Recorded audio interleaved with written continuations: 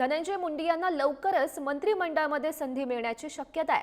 संतोष देशमुख हत्या प्रकरणामध्ये धनंजय मुंडे यांचा संबंध नसल्याचं समोर आलंय। मुंडे दोषी नसतील तर राजीनाम्याचा प्रश्न नाही, शहांनी ही भूमिका स्पष्ट केलेली होती आणि मुंडेंच्या राजीनाम्यासाठी केंद्रातील कोणत्याही नेत्याचा दबाव नव्हता अशीही माहिती समोर येते। जनभावनेचा आदर करून राजीनामा घेतलेला होता असंही समजतंय आणि त्यामुळे पुन्हा एकदा त्यांना मंत्रिमंडळामध्ये संधी मिळू शकते असं बोललं जात आहे। आणि या संदर्भात अधिकची माहिती जाणून घेऊयात। आमचे प्रतिनिधी शिवाजी काळे सध्या आपल्या सोबत आहेत। शिवाजी, संतोष देशमुख हत्या प्रकरणामध्ये धनंजय मुंडे यांचं नाव आल्यानंतर त्यांचा राजीनामा घेण्यात आला होता। मात्र या सगळ्या प्रकरणामध्ये केंद्रीय गृहमंत्री अमित शाह यांनी धनंजय मुंडे यांचा राजीनामा घेण्याचे आदेश दिले आणि त्यानंतर राजीनामा झाला असं सांगण्यात आलं होतं।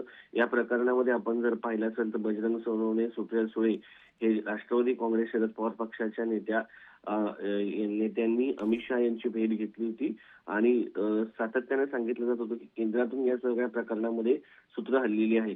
मात्र आता जी माहिती मिळते आहे त्यानुसार अमित शाह यांनी धनंजय मुंडे यांच्या प्रकरणामध्ये जेव्हा चर्चा झाली तेव्हा त्यांनी सांगितलं होतं की धनंजय मुंडे जर दोषी नसतील तर राजीनामा घ्यायचा प्रश्न येत नाही आणि ही तुमची भूमिका असेल असं स्पष्ट शब्दात सांगितलं होतं।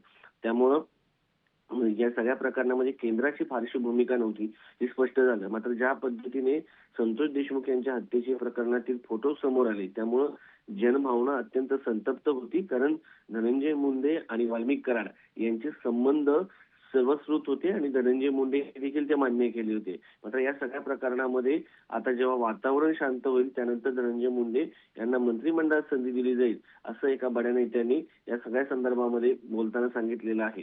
धनंजय मुंडे आणि संतोष देशमुख हत्या प्रकरणामध्ये थेट असा काही संबंध आलेला नाहीये आणि धनंजय मुंडे दोषी नाहीत असं स्पष्टपणे नेत्यांचं म्हणणं आहे। मात्र सध्या जनभावना जी आहे ती तीव्र असल्यामुळं या सगळ्या प्रकरणामध्ये धनंजय मुंडे यांना मंत्रिमंडळात सध्या स्थान देण्यात आलेलं नाहीये।